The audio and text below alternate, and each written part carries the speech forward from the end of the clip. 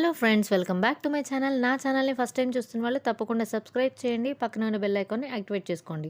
So అప్పుడే మీకైతే మా నోటిఫికేషన్స్ అన్నీ వచ్చేస్తుంటాయి. మేము వీడియోస్ అనేది ఎప్పుడైతే అప్లోడ్ చేయగానే మీకు నోటిఫికేషన్స్ వస్తే కనుక ఖచ్చితంగా వెంటనే అయితే వాచ్ చేయగలరు.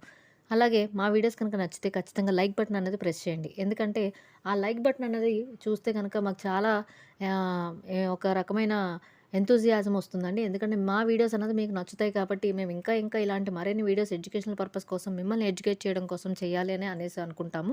సో ఖచ్చితంగా చూసిన వాళ్ళు ఎండ్ దాకా స్కిప్ చేయకుండా చూసిన వాళ్ళు లైక్ బటన్ ప్రెస్ చేయడం మాత్రం అస్సలు మర్చిపోకండి. సో ఇప్పుడు టాపిక్‌లోకి వెళ్ళిపోదాం. నార్మల్‌గా చాలామంది ఏంటంటే అమ్మాయి యోని భాగం ఎంత లోతు ఉంటుంది. సో అమ్మాయి యోని భాగం లోతు ఉంటేనే మగవాడికి కానీ, ఆడదానికి కానీ సుఖం ఉంటుందా రతిలో?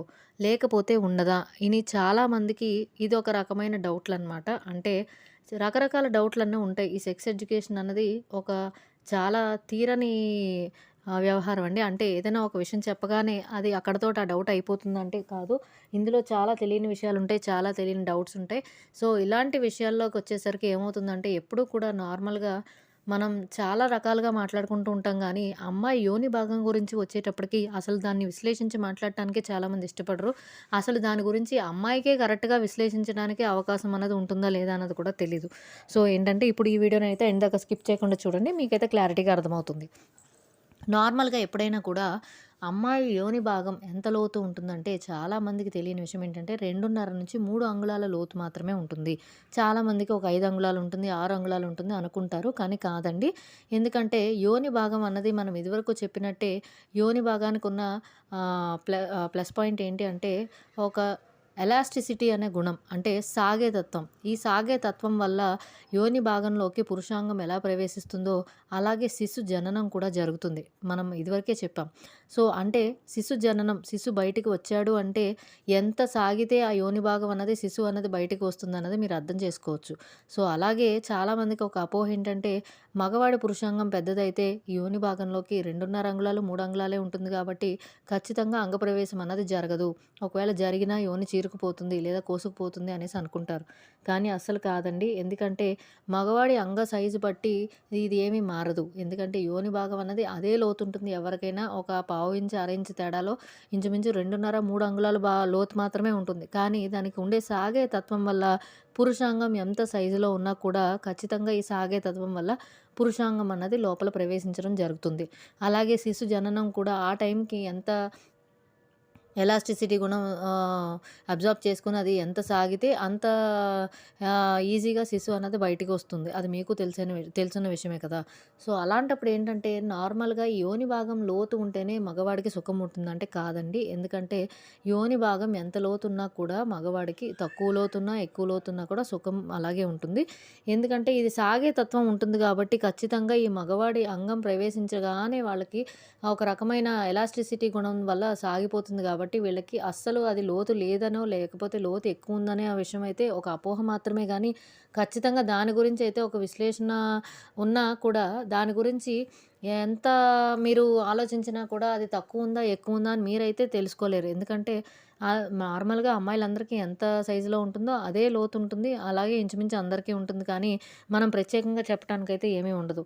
కాకపోతే ఏంటంటే ఎక్కువ లోతుంటుంది కాబట్టి మగవాడికి సుఖం అందుతుంది అనుకుంటే అది చాలా పొరపాటండి. ఎందుకంటే ఇది అసలు చాలా తప్పైన విషయం అనమాట.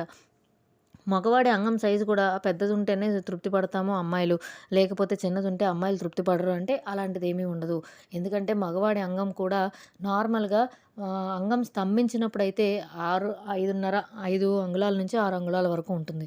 స్తంభించినప్పుడు మామూలుగా ఉన్నప్పుడైతే గనక ఖచ్చితంగా 2 అంగుళాల నుంచి 3 అంగుళాల వరకు ఉంటుంది.